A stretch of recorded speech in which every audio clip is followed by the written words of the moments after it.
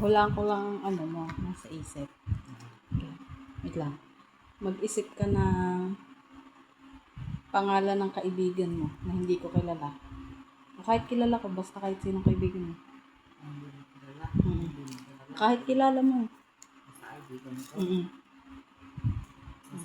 Wait lang.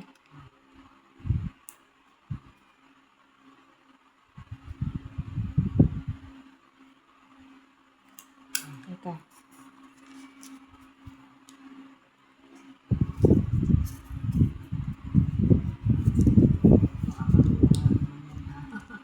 Hindi.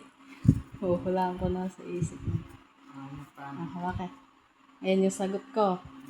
Anong pangalan ng kaibigan mo? Yung kaibigan mo, inisip mong pangalan. Anong pangalan? Nida. Nida? Yeah. Sunod kong tanong. Mag-isip ka ng lugar. Kahit anong lugar. Huwag mo sasabihin.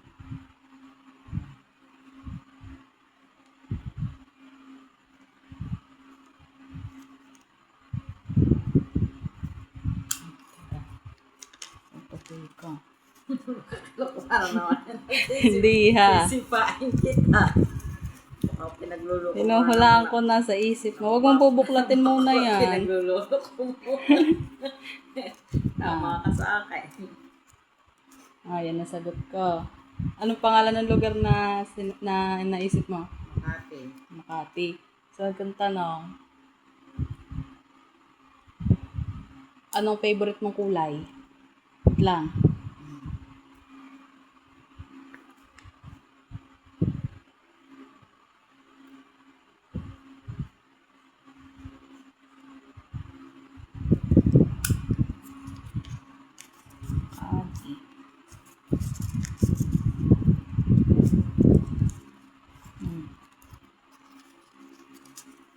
Ay, sagot ko.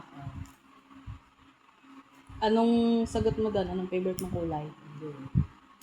Blue. Mag-isip ka ng direction. Up, down, left, right. Up, down, left, right. Maalin lang doon. Isa lang. Wait lang. Ano sasabihin?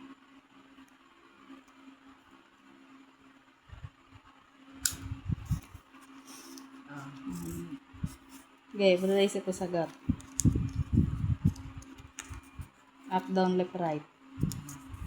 Ano nga ang sagot mo? Ano nga naisip mo? Down. Sagot ko.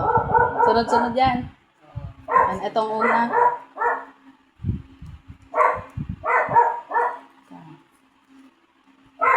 Ang una kong tanong, mag-isip ka ng pangalan ng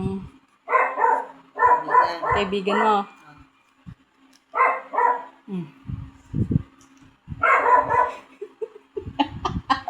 Yeah. Sakto lang yan sa tanong ko sa'yo. Anong sunod kong tanong? Mag-isip ka ng lugar. Makati.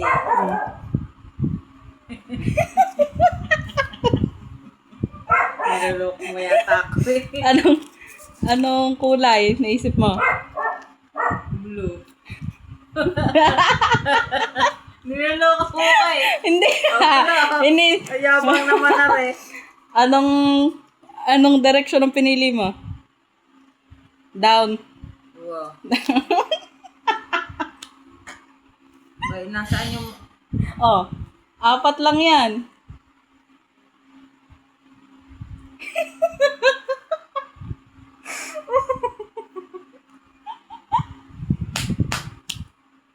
Ano? Hoy. Tika lang. Nabasa ko ang isip mo. May mali yun. Tika lang. Paano naging mali? May mali ito. May mali ito. Wait lang. Anong mali dyan? May mali. Una akong nagsulat. Bago mo sinabi. Mayabang ka. Nung sinabi ko, Nida, sinulat mo doon, Nida. Hindi ha. Tapos binigay mo, Nida, anong nakasulat? Una akong nagsulat. Bago mo sinabi.